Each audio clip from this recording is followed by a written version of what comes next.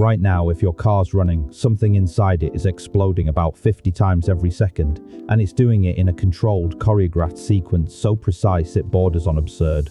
One question: how does a controlled explosion of petrol vapor turn into the smooth, quiet motion that pulls you down the motorway? Stick with me, because by the end you'll understand the entire four-stroke cycle. Every valve, every spark, every clever trick, and you'll never hear your engine the same way again. And that's the whole thing.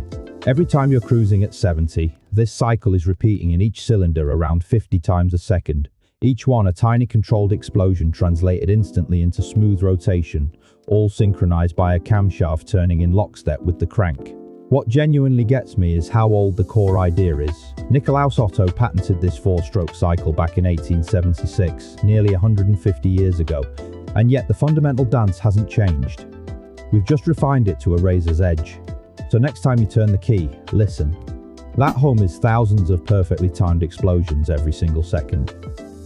So how do we go from that lumpy one-cylinder pulse to the smooth power in a real car? You add cylinders and stagger them. In a typical four-cylinder engine, the crank is arranged so that while one piston is on its power stroke, others are compressing, exhausting, and intaking. The events overlap. The result is that a power stroke is firing almost constantly, overlapping like rowers pulling out of sync so the boat never stalls between strokes. And a single camshaft, driven by the crank at exactly half engine speed, opens and closes every valve in perfect sequence.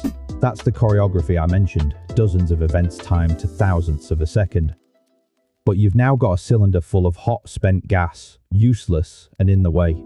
So the piston, carried by its own momentum, rises again. The exhaust valve opens, and it shoves the burnt gases out into the exhaust system. Then the valve closes, the intake opens, and the whole thing starts over. 4 strokes: intake, compression, power, exhaust. Down, up, down, up. And notice, only one of those 4 gives power, so a single cylinder would deliver a jerky pulse, then coast, then pulse. That's why the momentum stored in a heavy spinning flywheel bolted to the crank matters so much. It carries the engine through the 3 dead strokes. Now the payoff.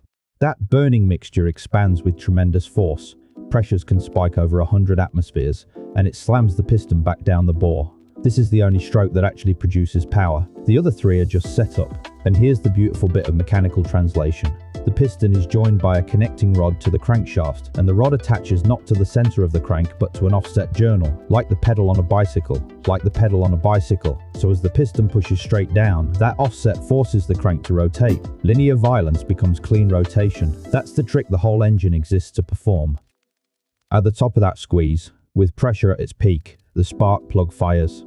A jolt of tens of thousands of volts leaps across a tiny gap and ignites the compressed mixture. But here's a detail most people miss. The fuel doesn't detonate all at once like a bomb. It burns as a flame front, spreading rapidly outward from the spark in a fraction of a millisecond. That controlled burn is crucial. If it goes off all at once, that's knock, that's engine damage. And the timing is astonishing. The spark actually fires slightly before the piston reaches the very top, so the pressure peaks just as the piston starts back down. That precision is everything. Here's where it gets clever. That loose mixture won't burn with much force, so the piston now rushes back up, both valves shut, and squeezes it. And I mean squeezes. In a typical petrol engine, the mixture gets crammed into 1/10 of its original volume, a compression ratio around 10:1. Diesels go far higher, 20:1 or more. Why bother? Because compressing the fuel and air packs the molecules tight together, so when it burns, it releases its energy far faster and harder. You're essentially winding up a spring. The pressure and temperature climb dramatically. And now the mixture is primed, one spark away from letting go. So picture one cylinder, a metal tube with a piston sliding up and down inside it, sealed tight by rings. The whole cycle begins with the piston dropping down. As it falls, it creates a vacuum above it, and an intake valve at the top swings open. Air rushes in to fill that low pressure, and along the way it picks up a fine mist of fuel, either sprayed by an injector or drawn through. This is the intake stroke. The piston reaches the bottom, the valve snaps shut, and now you've got a sealed chamber full of a flammable air-fuel mixture. But it's far too thin to do anything useful yet. Here's the fundamental problem an engine solves. Petrol has an enormous amount of energy locked in it, but energy sitting in a puddle does nothing. You need to release it violently, and then somehow turn that violence into rotation. Because your wheels turn, they don't explode.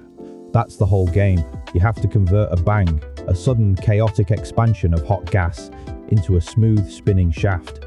and you have to do it thousands of times a minute, reliably, for years. The genius of the piston